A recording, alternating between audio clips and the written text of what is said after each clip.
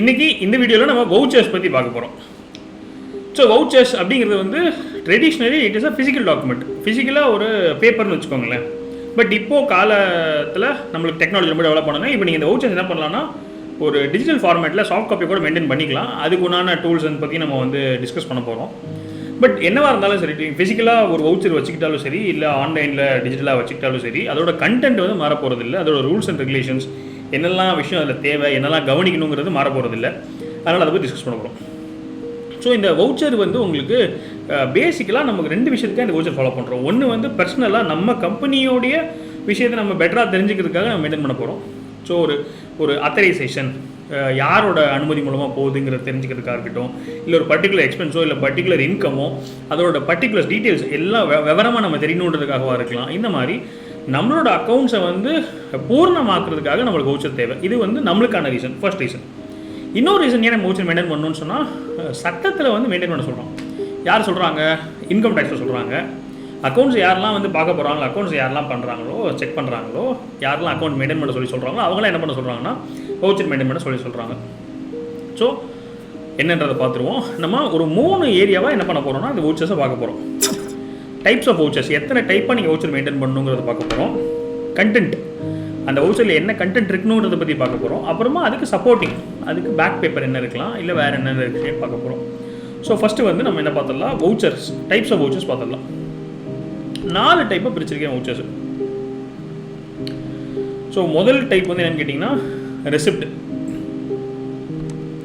ரெண்டாவது பேமெண்ட், மூணாவது ஜேர்னல், நாலாவது ஆன்லைன் வவுச்சர்ஸ். ஸோ உள்ளே வர்றது வந்து ரெசிப்ட் வவுச்சர், வெளியே போகிறது வந்து பேமெண்ட் வவுச்சர். அதாவது பணம் உள்ளே வந்துச்சுன்னா ரெசிப்ட், பணம் வெளியே போச்சுன்னா பேமெண்ட்டு. இது ரெண்டும் இல்லாத சமயத்தில் நீங்கள் வவுச்சர் போட வேண்டியிருக்கும் போது அது ஜேர்னல், அது என்னன்றது நான் அது வரும்போது சொல்கிறேன். நாலாவது வந்து நம்ம முதல்ல சொன்ன மாதிரி டிஜிட்டல் ஃபார்மேட்ஸில் நீங்கள் வவுச்சர்ஸ் மெயின்டைன் பண்ணுறீங்க. So first receipt voucher. Receipt voucher 4 பிரிக்கிறோம். நீங்கள் 4 தனித்தனி வவுச்சர்ஸ் மெயின்டைன் பண்ணலாம். இல்லை ரெசிப்ட் வவுச்சர்னு ஒன்று வச்சுட்டு அது உங்களோட நம்பர் ஆஃப் ட்ரான்சாக்ஷன்ஸ் பொறுத்து, உங்களுக்கு நிறைய ட்ரான்சாக்ஷன்ஸ் வருதுன்னு சொன்னால் நீங்கள் என்ன பண்ணலாம்னா ஒன்னொன்றுக்குமே தனித்தனியாக வவுச்சர் புக் வச்சுக்கிட்டிங்கன்னா நீங்கள் ஈஸியாக ஒரு ட்ராக்கு இல்லாட்டி மெயின்டைன் பண்ணுறது, ஒரு ஃபாலோ பண்ணுறதுல ஈஸியாக இருக்கும். இல்லை ஒன்றா வச்சுக்கலாம்னா வச்சுக்கலாம். இதில் வந்து ரூல்ஸ் கிடையாது, ரெசிப்ட் வவுச்சர் வச்சுக்கணுங்கிறத ரூல்ஸ். ஸோ கேஷ் வாங்குறீங்களா, இல்லை செக்கு வாங்குறீங்களா, இல்லாட்டி நெஃப்ட் ஆர்டிஜிஎஸ் பண்ணுறாங்க இல்லையா, நீங்கள் நெஃப்ட் ஆர்டிஜிஎஸ் ஆன்லைனில் வந்தால் கூட, உங்களுக்கு எஸ்எம்எஸ்லாம் இருந்தால் கூட என்ன எதிர்பார்க்கப்படுதுன்னு சொன்னால் நீங்கள் வந்து அதோட டீட்டெயில்ஸ் எழுதி வச்சுக்கணும். இப்போ எல்லாமே ஆன்லைன் ஆகிடுச்சு. ஸோ இப்போ இதெல்லாம் வந்து கொஞ்சம் ஒரு சில பிஸ்னஸஸ்க்கு வந்து அப்சல்யூட்டாக இருக்கலாம். பட் இன்னும் மெஜாரிட்டி ஆஃப் பிஸ்னஸ் ட்ரெடிஷ்னலாக தேவைப்படுற மாதிரி தான் இருக்குது. ஸோ உங்களுக்கு வந்து ஆன்லைனில் ட்ரான்ஸ்ஃபர் வந்திருக்கும். நீங்கள் அதை என்ன பண்ணணும்னு சொன்னால் யார்கிட்ட வந்திருக்குது, அது எந்த பில்லுக்காக வந்திருக்குது, அந்த விஷயங்களுக்கெல்லாம் நோட் பண்ணிக்கிறதுக்காக நம்ம ரெசிப்ட் வச்சு போட்டுறோம். என்ன டேட்டில் யார் வந்து ஒத்துக்கிட்டது. ஏன்னா நம்ம வந்து ஒரு 10,000 பில் பண்ணியிருப்போம், ஒரு 9,000 ட்ரான்ஸ்ஃபர் பண்ணியிருப்போம். அப்படி அதுக்கப்புறமா என்ன பண்ணுவாங்கன்னா ஒரு மாதம் கழிச்சு இன்னும் ஒரு 1000 காணுமே, 1000 10,000 சொல்லும்போது அவங்க சொல்லுவாங்க, இல்லை நீங்கள் தான் வந்து ஒரு 1000 ரூபாய் கம்மி பண்ணி கேட்டிங்கன்னு சொல்லுவாங்க. அப்போ யார் அத்தரைஸ் பண்ணது, யார் வந்து ஒத்துக்கிட்டது கம்பெனியில், யார் நல்லா வந்தது, இந்த மாதிரி கேள்வியெல்லாம் வரல. இந்த மாதிரி குழப்பங்கள்லாம் அவாய்ட் பண்ணுறது தான் இந்த வவுச்சர்ஸ். அதனால் டீட்டெயிலாக ஃபில் பண்ணி வச்சுப்போம். அது கண்டென்ட் வரும்போது நான் இன்னும் டீட்டெயிலாக சொல்கிறேன். இன்னொன்று 4வது நம்ம பார்க்குறது என்னென்னா வாலெட்ஸ்ன்னு சொல்லியிருக்கு. அதாவது இப்போது கொஞ்சம் ஜாஸ்தி ஆயிடுச்சு. என்ன ஆச்சுன்னா பேடிஎம் வாலெட்டு, ஏர்டெல் பேங்க்கு, இந்த மாதிரிலாம் எல்லோரும் யூஸ் பண்ணிட்டு இருக்காங்க. நான் அந்த வாலெட்டில் போட்டுறேன்லாம் சொல்கிறாங்க. அப்படி என்ன பண்ணாலுமே, எந்த வடிவில் உங்களுக்கு உள்ள பணம் வந்தாலுமே நீங்கள் என்ன பண்ணிக்கணும்னு சொன்னால் ரெசிப்ட் போட்டுக்கணும். இன்னொரு வகை வவுச்சர் வந்து பேமெண்ட் வவுச்சர். ஸோ பேமெண்ட் வந்து அதே தான், கேஷு, செக்கு. நீங்கள் வெளியே என்ன பணம் கொடுத்தாலுமே நீங்கள் என்ன பண்ணிக்கணும்னு சொன்னால் எந்த வகையில் கொடுக்குறீங்கிறத முதற்கொண்டு மென்ஷன் பண்ணி you will have to maintain a payment voucher. அடுத்தது வந்து ஜேர்னல் வவுச்சர். இதுதான் நான் சொல்லியிருந்தேன். என்னன்னு சொன்னால் நெஜோ பணமோ செக்கோ எதுனாலும் ஆக்சுவலாக உங்களுக்கு வந்து இன்வால்வ் ஆகலைனாலுமே அதுக்கு உண்டான சந்தர்ப்பம் அமைகிற மாதிரியான ஒரு இது நடக்கும்போது அதுக்கு பேர் ஜேர்னல் வவுச்சர். எக்ஸாம்பிளுக்கு பேயபிள் அண்ட் ரிசீவபிள். ஸோ கிரெடிட்டில் நீங்கள் ஒரு பொருள் விற்கிறீங்கன்னு சொன்னால் அதுக்கு நீங்கள் பில் போடுவீங்க, கரெக்டாக? So bill is different. அது தாண்டி இவர்கிட்ட இவ்வளோ பணம் வர வேண்டியிருக்குன்றதுக்கான டியூ என்ட்ரின்னு சொல்லுவோம். ஸோ டியூ, பேயபிள், ரிசீவபிள் ரெண்டுத்துக்குமே அதுக்கு வந்து நீங்கள் வவுச்சர் போட்டு வச்சுக்கணும். அப்படி வவுச்சர் போட்டுட்டு அக்கௌண்ட்ஸில் என்ட்ரி போடணும். இதுதான் ரூல்ஸ். அப்போ தான் என்ன தெரியும்னு சொன்னால் கடனுக்கு விற்கிறதுக்கு யார் அனுமதி கொடுத்தது. அப்போது அந்த வவுச்சர் இருக்கும்போது தான் உங்களுக்கு என்ன கிடைக்குது, அந்த கண்ட்ரோல் கிடைக்குது. அப்புறம் என்னைக்கு கொடுத்தது, எவ்வளோ நாளுக்கு அப்புறமா அவர் தரேன்னு சொல்லியிருக்காரு, எவ்வளோ நாளுக்கு அப்புறம் நம்ம தரோன்னு சொல்லியிருக்கோம். இந்த டேர்ம்ஸ் எல்லாம் மென்ஷன் பண்ணி வச்சுக்கிற டாக்குமெண்ட்டுக்கு பேர் தான் வந்து வவுச்சர். அது வந்து பணம் புழங்கலேனாலுமே பேபிள் ரிசீவபிளுக்கு நீங்கள் ஜேர்னல் வவுச்சர்ஸ் வச்சுருக்கணும். இதுவும் நீங்கள் தனித்தனியாக வச்சுக்கிறனா வச்சுக்கலாம், இல்லை சேர்த்து வச்சுக்கிறனா ஒரே ஜேர்னல் வவுச்சரில் பேபிள் ரிசீவபிள் வச்சுக்கலாம். இதை வந்து இந்த ஜேர்னல் வவுச்சர் இருக்கு இல்லையா, இதை வந்து நம்ம என்ன பண்ணுவோம்னு சொன்னால் இதுக்கு அகெயின்ஸ்டாக வரப்போகிறது பேமெண்ட் வவுச்சராக ரெசிப்ட் வவுச்சராக இருக்கும். ஸோ பேபிள் ஜேர்னல் வவுச்சராக இருந்துச்சுன்னு சொன்னால் நம்மளுக்கு வந்து பேமெண்ட் வவுச்சர் இருக்கும். ரிசீவபிள் ஜேர்னல் வவுச்சர் இருந்தால் அதுக்கு அகெயின்ஸ்டாக ரெசிப்ட் வவுச்சர். அப்போ நம்ம என்ன பண்ணுவோம்னா மேட்ச் பண்ணுவோம். இந்த பேபிளுக்கு அகெயின்ஸ்டாக இந்த பில்லுக்கு அகெயின்ஸ்டாக நான் பே பண்ணியிருக்கோம், இந்த பேமெண்ட்டுக்கு அகெயின்ஸ்டாக நம்மளுக்கு பணம் வந்திருக்கு, இந்த மாதிரி மேட்ச் பண்ணிக்கும். ஸோ அக்கௌண்ட்ஸ் ரொம்ப குழப்பம் இருக்குதுன்னு சொன்னால் நீங்கள் குழப்படாதீங்க. அக்கௌண்ட்ஸ்னு ஒரு மாடியூல் இருக்கு இல்லையா, அந்த அக்கௌண்ட்ஸ் மாடியூல் போய் ஒரு டிவிஷன் பார்த்துருங்க, இன்னும் கொஞ்சம் பெட்டராக போச்சு. இது நான் பேசிக்காக தான் சொல்லிட்டு இருக்கேன். 4வது வவுச்சர் வந்து ஆன்லைன் வவுச்சர்ஸ்.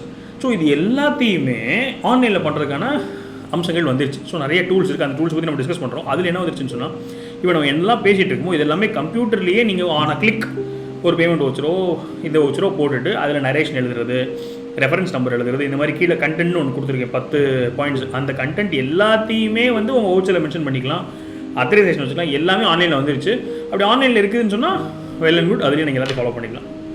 இப்போது கம்ஸ் டு கண்டென்ட். 10 கண்டென்ட் நம்ம வந்து என்ன பண்ண போகிறோம்னு சொன்னால் வவுச்சர் இருக்குதான்னு கவனிக்க போகிறோம்.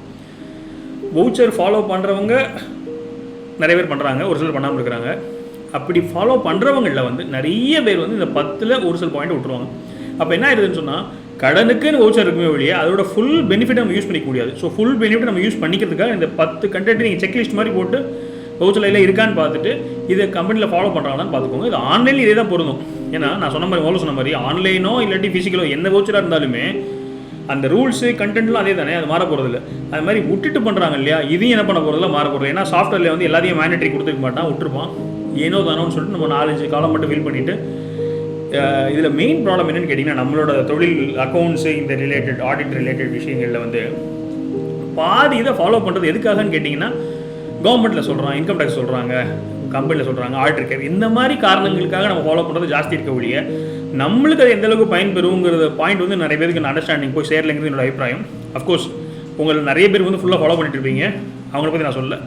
பொதுவாக ஜென்ரலாக இருக்கிற விஷயங்கள் இதுதான். அதனால் இப்போ நம்ம என்ன தெரிஞ்சுக்கணும்னா நம்மளுக்கு இது எந்த அளவுக்கு யூஸ்ஃபுல்லாக இருக்குங்கிறத புரிஞ்சுக்கிட்டு நம்ம 100% ஃபாலோ பண்ணுறோம்னா நம்மளுக்கு வந்து ஒரு கண்ட்ரோல் கிடச்சிடும், கம்பெனி மேலே ஒரு கண்ட்ரோல் கிடச்சிடும், நல்லா டெவலப் பண்ண முடியும். ஸோ கண்டென்ட் ஒன்றா பார்த்துருவோம். ஃபஸ்ட்டு டேட் இருக்கணும், நம்பர் இருக்கணும். ஒரு வவுச்சருக்கு டேட் இருக்கணும், நம்பர் இருக்கணும். ஏதாவது என்ன சொல்கிறது நடுவில் நீங்கள் நம்பர் சேர்க்குற மாதிரி இருந்துச்சுன்னா ஒரு சீரியஸ் மாதிரி போட்டுட்டு யூ கேன் ஆட் இட். ஒரு இம்ப்ரெஸ்டாக இருக்கலாம், இல்லை வெளியாட்டே கொடுத்துட்ருக்கலாம், அதுக்கப்புறமா பணம் வரும். இந்த மாதிரி காரணங்களுக்காக நம்பர் அப்புறமா உள்ள சேர்த்துக்கலாம். பட் டேட்டும் நம்பரும் முக்கியமான கண்டென்ட். இது இல்லாமல் இருக்கக்கூடாது. இல்லாமல் இருந்துச்சுன்னா நம்மளுக்கு அந்த பர்பஸ் சால்வ் ஆகாது. அடுத்து அமௌண்ட் இருக்கணும். அமௌண்ட் வந்து எப்படி இருக்கணும்னா நம்பர்லேயும் இருக்கணும், வேர்ட்ஸ்லையும் இருக்கணும், ரெண்டுலேயும் இருக்கணும். இது எதுக்காக சொல்கிறாங்கன்னு சொன்னால் ஒரு கிராஸ் செக் மாதிரி வச்சுக்கோங்களேன். இது ஒரு ரூல்ஸ். எனி நம்பர் எழுதும்போது செக்காக இருந்தாலும் சரி வாட் வேர்ட்லேயும் வச்சுக்கோங்க, நம்பரை எழுத்துலையும் வச்சுக்கோங்க. இதில் எழுத்தில் இருக்கிறது வந்து பிரதானமாக இருக்குது. ஏன்னா நம்பர் எழுத்து வேர்டில் கூட லெட்டரில் நம்பரில் கூட என்ன பண்ணலாம்னா ஒரு சில மிஸ்டேக்ஸ் நீங்கள் பண்ணிடலாம். ஆனால் எழுத்துக்களில் நீங்கள் வந்து தப்போட வாய்ப்பு இல்லைங்கனால அதுக்கு வந்து முக்கியத்துவம் இருக்கும். இதில் வந்து நீங்கள் தப்பாக போட்டுட்டீங்கனாலும் ரெண்டு வித்தியாசம் வேறு இருக்குன்னா எழுத்துல இருக்கிறது எடுத்துப்பாங்க. அடுத்த கண்டென்ட் வந்து paid to received from. So payment voucher இருந்தால் யாருக்கு கொடுக்குறீங்க, ரிசீவ்ட் வவுச்சர் இருந்தால் யார்கிட்ட வாங்கிக்கிறீங்க. இந்த பெய்டு டு ரிசீவ்டில் 2 பார்ட்டி இருப்பாங்க. ஒன்று வந்து அந்த கம்பெனி. இப்போது ஒரு கம்பெனிக்கு நீங்கள் ஒரு செலவு பண்ணியிருப்பீங்க, அது ஒரு பெய்டு டு. இன்னொரு பெய்டு டு யாருன்னு கேட்டிங்கன்னா அந்த கம்பெனியில் யார் வந்து வாங்கிட்டு போனதுன்னு இருக்கு இல்லையா, மேனேஜர் வந்து கலெக்ட் பண்ணிட்டு போயிருப்பார், இல்லாட்டி ஒரு ஆட்டோ டிரைவர்கிட்ட கொடுத்துருப்பீங்க. அந்த மாதிரி எழுதுகிறவங்கக்கிட்ட நீங்கள் என்ன சொல்ல வேணும்னு சொன்னால் அது தெளிவாக யாருன்றதை சொல்லிடணும். அப்போது நாளைக்கு என்ன டவுட்டாக இருந்தாலும் நீங்கள் வந்து இந்த வவுச்சர் எடுத்து பார்த்தா உங்களுக்கு குழப்பம் தெரியணும். அதுதான் இந்த வவுச்சருடைய reason. So paid to received from 2 பேர் இருக்கணும், இல்லை ஒரே ஆள்னா பிரச்சனை இல்லை அது. ஸோ அது டீட்டெயில்டாக இருக்கணும். அதுக்கப்புறமா அதான் நான் பெய்டு டூவில் 2 சொன்னேன் இல்லையா, அது 2வது பாயிண்டாகவே போட்டிருக்கேன். அமௌண்ட் அது கிடையாது, சாரி. ஸோ பெய்டு டூவில் 2, ரிசீவ்டு ஃப்ரம்ல 2. இந்த அமௌண்ட் டுவர்ட்ஸ் இது என்னன்னு கேட்டிங்கன்னா எதுக்காக இந்த செலவு பண்ணப்பட்டுச்சுங்கிறது. ஸோ இப்போ சப்போஸ் நீங்கள் ஒரு கம்பெனிக்கு ஒரு 10 லட்ச ரூபா கொடுக்குறீங்க, அந்த கம்பெனியோடைய மேனேஜர்கிட்ட கொடுக்குறீங்க, அது 2ம் paid to company through that manager 2 வந்துருச்சு. அமௌண்ட் டுவர்ட்ஸ் அந்த கம்பெனிக்கு எதுக்காக அந்த பணத்தை கொடுத்துருக்கீங்க, இந்த பர்டிகுலர் பில்லுக்காக கொடுத்துருக்கேன், இந்த பொருள் வாங்குறதுக்காக கொடுத்துருக்கேன், இதுக்கு அட்வான்ஸுக்காக கொடுத்துருக்கேன், இல்லை பழைய பாக்கி கொடுத்துருக்கேன், இந்த ஜேர்னல் நம்பர் ஜேர்னலில் பேபிள் இருக்கு, அந்த ஜேர்னல் பேபிளாக இருந்துச்சு, இந்த பழைய பாக்கிக்காக கொடுத்துருக்கேன், இப்படி என்ன காரணம்ங்கிறது அதில் எழுதணும். இது அமௌண்ட் டுவர்ட்ஸ். அந்த அமௌண்ட் டுவர்ட்ஸ் இன்னொன்று இருக்குது. என்ன இருக்குன்னு சொன்னால், அக்கௌண்ட்ஸ் படி நீங்கள் எதுக்காக கொடுத்துருக்கீங்கிறது ஒன்று, இன்னொன்று அது எந்த அக்கௌண்ட்டில் போய் உள்ளணும் அப்படிங்கிறது இருக்குது. இப்போ வந்து நீங்கள் ஒரு ஃபர்னிச்சர் வாங்குறீங்க அப்படின்னு சொன்னால், அது வாங்கினது டுவர்ட்ஸ் ஃபர்னிச்சர், அக்கௌண்ட் என்னன்னு கேட்டிங்கன்னா ஃபிக்ஸட் அசெட்ஸில் போய் போடுறேன் அப்படின்னு சொல்கிறது. ஒரு டீ செலவு இருக்குன்னா டீ செலவில் வந்து போட்டுட்டு நீங்கள் அதில் அக்கௌண்ட்ஸில் எந்த அக்கௌண்ட்ஸில் போடுவீங்க, லெஜரில் போடுவீங்க அப்படிங்கிறது. இந்த அக்கௌண்ட்ஸுக்கு நீங்கள் அக்கௌண்ட்ஸ் மேட்டரில் பார்த்துக்கோங்க. ஸோ எந்த ஹெட்ல இல்லைன்னா ஸ்டாஃப் வெல்ஃபேருக்காக நான் போட்டிருக்கேன்.